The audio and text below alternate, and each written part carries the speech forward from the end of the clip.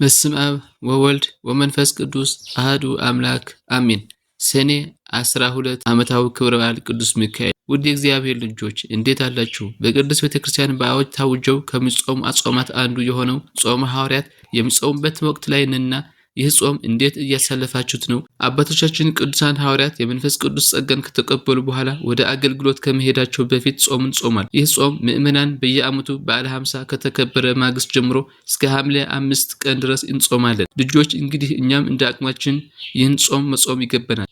ቅዱሳን መላእክት ከእግዚአብሔር ተልከው እኛን የሚጠብቁን ናቸው። መልካም ስንሰራ ችግር በገጠመን ጊዜ በጸሎት ስንማጸናቸው ፈጥነው በመምጣት ከዚያ መከራ ያወጡናል። ከእግዚአብሔር አማልደው ምሕረትን ያሰጡናል። ከቅዱሳን መላእክት አንዱ የሆነው ቅዱስ ሚካኤል ከመከራ ካዳናቸው መካከል ሁለቱ ታሪክ አንስተን ለዛሬ እንማማራለን። አንደኛው ባህራን።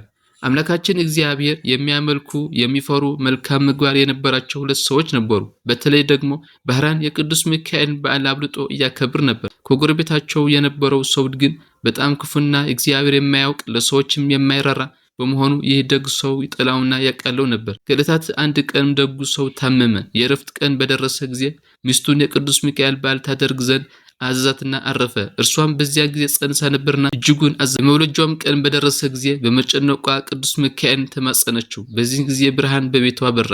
እርሱም ስለረዳት በሰላም ውብ የሆነ ወንድ ልጅ ወለደች። መልአኩ ቅዱስ ሚካኤልም ልጁን እንዲህ ብሎ ባረከው። ርኅራኄ የሌለው የዚህን ባለጸጋ ገንዘብ ሀብት ጥሪቱን ሁሉ ሕፃኑን እንዲወርስ እግዚአብሔር አዟል። በዚህ ጊዜ ሀብታሙ ሰው በቤቱ አልጋ ላይ ሆነ ሳለ ጌታ ጆሮውን ከፈተለትና መልአኩ ያለውን ነገር ሰማ። እጅግም አዘነ። ልጁንም የሚገልበት መንገድ መፈለግ ጀመረ። የልጁ እናት ብቻዋን ያለ አባት ልጁን ለማሳደግ መቸገሯን ተመለከተና ልጄን እኔ ላሳድገው ስጭን አላት። እርሷን በጣም ቸግሯት ስለነበር ልጄ ከሚራብ አሳድገው አለች። በጣም የሚገርመው ይህ ክፉ ሰው ልጇን ሊያሳድገው ሳይሆን ሊገድለው ፈለገና ትልቅ ሳጥን አዘጋጅተው ከውስጡ ከቶ ማንም ሳይው ወደ ባህር ውስጥ ጨመረው። የልጁ እናት ግን ሁሉ ጊዜ በጸሎት ቅዱስ ሚካኤልን ልጄን ጠብቅልን እያለች ትጸልይ ነበር። ያ ክፉ ሰው ሕፃኑን ወደ ባህር ሲጥለው ቅዱስ ሚካኤል ሕፃኑ ምንም ሳይሆን ሳጥኑን በባህር ላይ እያንሳፈ ወደ መሬት አደረሰው። በዚህ አገር በወንዙ ዳርቻ የነበረ ደግ ሰው ያን ሳጥን አገኘው። ሲከፍተው በጣም የሚያምር ትንሽ ልጅ በሳጥኑ ውስጥ ተኝቶ በተመለከተ።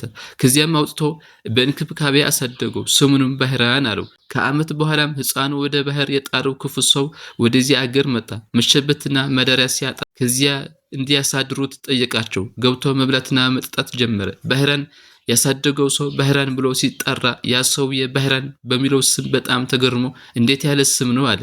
ለምን ባህራን ብሎ እንደሰየመው ሲጠይቀው ታሪኩን ነገረው። በሕፃንነቱ ከባህር አግኝቶ እንዳሳደገው ሲነግረው ሰውየው ደነገጠ። ለካስ እንዲሞት ከባህር የጣለው ሕፃን አልሞተም። በጣም ተናደደ። አሁንም እንዴት አድርጎ እንደሚገለው ተንኮል ማሰብ ጀመረ። ከዚያም ለሰውየው ይህ ልጅ ልላከው ከቤት ዕቃ ረስቼ መጣው አለው። ሰውየውም እሺ ላከው አለው። ይህ ልጅ ሲመጣ ገላችሁ ቅበሩት የሚል ደብዳቤ ጽፎ በማሸግ ባህራን አድርስ አለው። ባህራን በታማኝነት ያን ደብዳቤ ይዞ ሲጓዝ ቅዱስ ሚካኤል በሰው አምሳል በፈረስ ላይ ተቀምጦ ከመንገድ አገኘው። ወዴት ነው የምትሄደው ሲለው ይህ ደብዳቤ እንዳደርስ ተልኬ ነው አለው። ስጠኝ ልየው ሲለው አይ የአደራ ደብዳቤ ነው አልሰጥም አለ። ከዚያም ቅዱስ ሚካኤል እሺ ከፍ አድርግ አሳየን አለው። ባህራን ደብዳቤውን ከፍ አድርጎ ሲያሳየው ቅዱስ ሚካኤል እፍ አለበት። ይህ ልጅ ሲመጣ ገላችሁ ቅበሩት የሚለው ደብዳቤውም እንዲህ ብሎ ተቀየረ። ይህ ልጅ ሲመጣ ልጄን አጋቦትና ንብረቴን በሙሉ ይውረስ የሚል ሆነ። ይደንቃል። ቅዱስ ሚካኤል የባህራን የሞቱ ደብዳቤ በደስታ ቀየረለት። የእግዚአብሔር መልአክ በሚፈሩት ሰዎች ዙሪያ ይሰፍራል ያድናቸውማል ተብሎ እንደተጻፈው ቅዱስ ሚካኤል ባህርን ከታዘዘት ሞት አዳነው። መዝሙር 33 ቁጥር 7። ውድ የእግዚአብሔር ልጆች ባህራን ወደ ተላከበት ቦታ እዚያ እንደደረሰ ደብዳቤውን ሲሰጣቸው የሰውየውን ቤተሰቦች አነበቡና ልጃቸው አጋቡት። ብዙ ደስታ ተደረገ። ሰውየውንም ንብረት አወረሱት። ከብዙ ቀናት በኋላ ያክፉ ሰው ከሄደበት ሲመለስ በቤቱ ደስታ ሲደረግ ሰማ። አገልጋዩን ጠርቶ ምንድነው የምሰማው ግርግር ደስታ ብሎ ጠየቀው። አገልጋዩም እንዲህ አለው፣ አንተ በላከው ደብዳቤ መሰረት ለላከው ልጅን አጋባናትና ንብረትን አውረስ ነው አሉት። ይህን ሲሰማ ከፈረሱ ላይ ደንግጦ ወደቀ፣ ሞተ። በሰው ላይ ተንኮል የሚያስብ ራሱ ይጎዳል። እግዚአብሔር የሚፈራ መልካም የሚያደርግ ደግሞ ቅዱሳን መላእክት ከእግዚአብሔር ተልከው በመምጣት ከመከራ ያድኑታል። ታዲያ ባህራን በተሰጠው ገንዘብ ቤተክርስቲያን አሰራበት፣ ለችግረኞች ረዳበት፣ በደስታም መኖር ጀመረ። ውድ እግዚአብሔር ልጅ ታማኝነት፣ ታዛዥነት፣ እግዚአብሔር ማክበር፣ ሕጉን መጠበቅ እንዳለብን፣ ክፉ የሚያደርጉ ሰዎች ክፋታቸው ራሱ እንደሚቀጣቸው፣ ሰዎችን ማታለል እንደሌብነት እንማራለን። በሁለተኛ ደረጃ የምናየው ደግሞ ቅድስት አፎሚያ ነው። አፎሚያ እና አስትራኒቆስ የተባሉ በጣም መልካም እግዚአብሔር የሚፈሩ ለችግሮች ሰዎች የሚያበሉ ቅዱስ ሚካኤልን የሚወዱ ሰዎች ነበሩ። ይጾማሉ፣ ይጸልያሉ፣ ትእዛዙን ይጠብቃሉ። ታዲያ አስትራኒቆስ የተባለው ታመመ። ለሚስቱም ለአፎሚያ ቅዱስ ሚካኤል ስዕል አሰሩ፣ በቤት እንድታስቀምጠው ሰጣት። እርሱም በሰላም አረፈ። ከዚያ በኋላ አፎሚያ በጾም በጸሎት ጸናች። ካላት ንብረቷ ለችግረኞች ማብላት ማጠጣት ጀመረች። መልካም ስራዎችን አብዝታ ስትሰራ ሰይጣን በዚህ ቀና።